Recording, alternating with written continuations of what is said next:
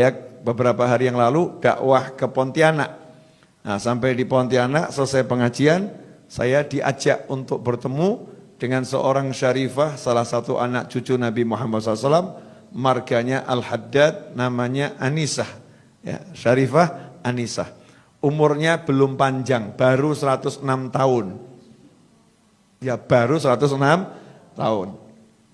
Kemudian wajahnya enggak tampak lelah, baru beberapa puluh tahun tidak bisa tidur malam. Jadi bahasanya tuh halus, saya kalau malam tidak bisa tidur. Mirip sama ibu-ibu kalau lagi nggak bisa tidur gitu ya.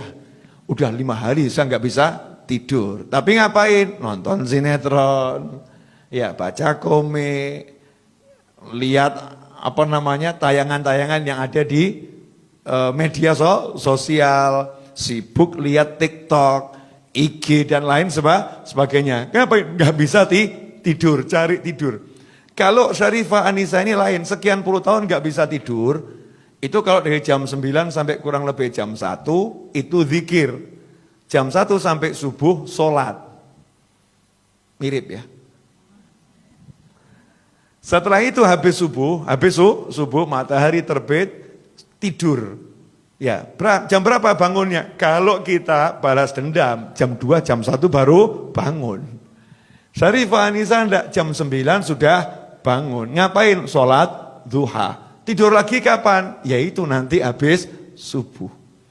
Nah, apa yang dilakukan oleh beliau? Beliau kumpulkan biji-bijian, ditaruh di satu tempat yang besar, sebesar rebana ini. Itu biji-bijian dari kelengkeng, dari duku ya, dikumpulkan. Nah, kemudian diambil 2 wadah, yang satu isi biji-bijian, yang satu kosong. Jam 9 itu duduk nyantai, duduk atahiyat akhir di sejadahnya. Jadi di sajadahnya, saya buktikan saya duduk sama beliau 1,5 jam, posisi kakinya enggak berubah. Sementara kita yang muda-muda sudah ganti-ganti. Ya, sudah ganti-ganti. Ini beliaunya masih atahiyat akhir santai gitu ya. Kemudian yang dibaca apa zikirnya? 1 istiqomah, surat Al-Ikhlas. Bismillahirrahmanirrahim, qul huwallahu ahad, sampai selesai, kemudian ditaruh di tempat yang kosong. Terus begitu, sampai pindah semua. Ya, sampai pindah semua. Besoknya gantian, yang sini dipindah ke sini. Sehingga beliau enggak pakai tasbih. Ya, enggak pakai tasbih untuk yang zikir malam itu, enggak pakai tasbih, karena tasbihnya kalau mau dibuat seberapa panjang itu. Praktisnya ditaruh tempat, ya tempatnya itu yang jadi tasbih, muter, jadi pindah tempat. Nah, ini namanya tempat berjalan ya, tasbih tempat. Ditanya sama anak-anaknya, yang anaknya jumlahnya 5, cucunya kurang lebih 20-30, cicitnya baru 50. Baru sedikit. Jadi kalau kumpul nggak usah ngundang-ngundang orang, sudah penuh. Ya, kalau diundang makan semua cucu cicitnya ikut, selesai itu. Rame. Nah, ini Syarifah Anisah ini ditanya kenapa kok seperti itu. Kata beliau, nanti kalau saya ketentuan Allah datang, saya meninggal dunia, maka saya pengen setelah dikubur nanti biji-bijian ini ditaburkan di atas makam saya biar jadi saksi yang nolong saya. Tapi ini kata saya loh ya, menurut saya, kalau menurut Allah nggak tahu lagi. Masih tawadhu seperti itu. Ya, masih seperti itu.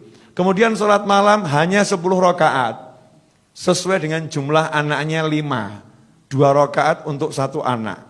Selesai 2 rakaat, dia doakan anaknya yang 1, ya, beserta cucu dan cicitnya. Disebutkan namanya satu persatu. Selesai, baru 2 rakaat lagi ganti untuk anak berikutnya dan cucu dari anak itu dan cicit dari anak tersebut. Terus begitu sampai 10 anak, selesainya azan subuh. Dan ini udah puluhan tahun. Hasilnya seluruh anak cucunya nurut dan soleh-solihah. Saya lihat sendiri. Semuanya ahli ilmu, suka sama ilmu, suka sama orang soleh. Kenapa? Lah, tiap malam dizikiri, disolati. Sayangnya ini nggak ditiru ibu-ibu, nggak ada yang nyolatin suaminya. Bukan di sholat jenazah, bukan loh ya. Nggak sholat malam dizikirin, nggak. Anak-anaknya nggak dizikirin. Sibuk marahin anak, sibuk marahin suami. Nah, ini metode yang saya dapat dari Syarifah Anisah. Semoga Allah panjangkan umurnya dalam segala kebaikan. Kemudian saat saya nanya, minta apa, pengennya apa? Cuman 2 hal. Saya minta sama Allah 2 hal. Nanti kalau ketentuan Allah datang, Ya, saya minta husnul khotimah. Saya bilang, panjang umur apa jeda, Umi panjang umur. Jawabannya, umur saya udah panjang. Sudah lama saya tinggal di dunia. Nah, terus minta apa lagi?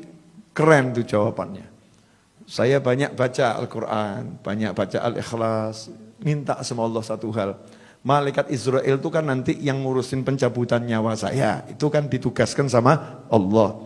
Ya dia ditugaskan sama Allah, tapi dia kan hamba Allah. Saya bilang sama Allah, ya Allah aku minta satu. Nanti kalau Israel datang menjemput aku, dia harus sopan sama aku.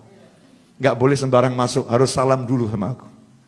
Masya Allah, keren ya perempuan bener ya. Jangan sembarang masuk, salam dulu.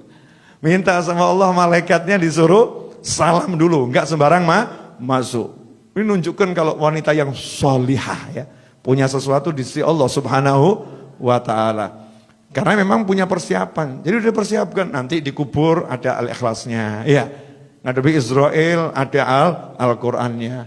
Kalau ada orang meninggal dunia beliau dikabari, ada warga kampung meninggal dunia, 5 hari beliau duduk menghatamkan Al-Quran. 5 hari khatam, niat semoga ini jadi temannya di kuburan nanti, mikirin orang lain. Nah duduk sama manusia yang seperti ini, itu nanti akan buat kita istiqomah. Jadi gak mikir dunia lagi, ngopor ruwet cari fulus, cari duit, ujung-ujungnya mati. Oh ngaji enak, jadi semangat pengen ngaji, jadi semangat pengen zikir. Tapi kalau kumpulnya sama ahli film, Masya Allah tanya, film apa yang barusan kamu tonton? Ya, ada koleksi drama apa yang terbaru? Ya, di mana lihatnya? Jadi pengen lihat, terpanggil untuk itu. Rusak nanti istiqomah kita. Maka biar kita bisa istiqomah, ya kita dengarkan kisahnya orang-orang yang istiqomah. Baik yang masih hidup maupun yang sudah meninggal dunia. Karena taksirnya, pengaruhnya ke hati itu sangat nyata. Ya sangat nyata, langsung termotivasi. Ya, ini terbukti toh. Antum semua kan tiba-tiba jadi semangat ya, muncul, mau begini dan lain sebagainya. Kemudian Sarifah Anisah ini minta sama Allah agar tidak meninggal di rumah sakit. Makanya beliau, saya nggak mau masuk rumah sakit, saya nggak mau direpotkan dan tidak mau merepotkan. Orang meninggal itu harus di tempat yang tenang. Karena nazak itu, dicabut nyawa sama Israel itu sesuatu yang berat. Jadi tempatnya harus tenang. Saya pengen meninggal di rumah. Makanya saya nggak keluar kemana-mana. Jadi hidupnya nunggu Israel alaihissalam. Tapi nunggunya sama sholat ngaji. Sementara kita belas nggak nunggu. Ya, nggak nanti. Padahal itu pasti. Nggak punya persiapan khusus ya. Persiapan apa untuk menghadapi Israel alaihissalam? Ya minimal kalau nyebut nama malaikat Israel sebut alaihissalam. Kita kirim salam terus, untuknya salam. Nanti kalau datang kepada kita ya assalamualaikum dulu gitu ya. Lah nggak pernah dikasih salam ya tahu-tahu masuk aja. Tapi kalau kita sering kasih salam ya Israel alaihissalam, insyaallah nanti Allah izinkan kita kelak setelah panjang umur fitaatillah meninggal husnul khotimah, dijemputnya dengan cara yang indah, yang bagus, yang baik. Jelas semuanya?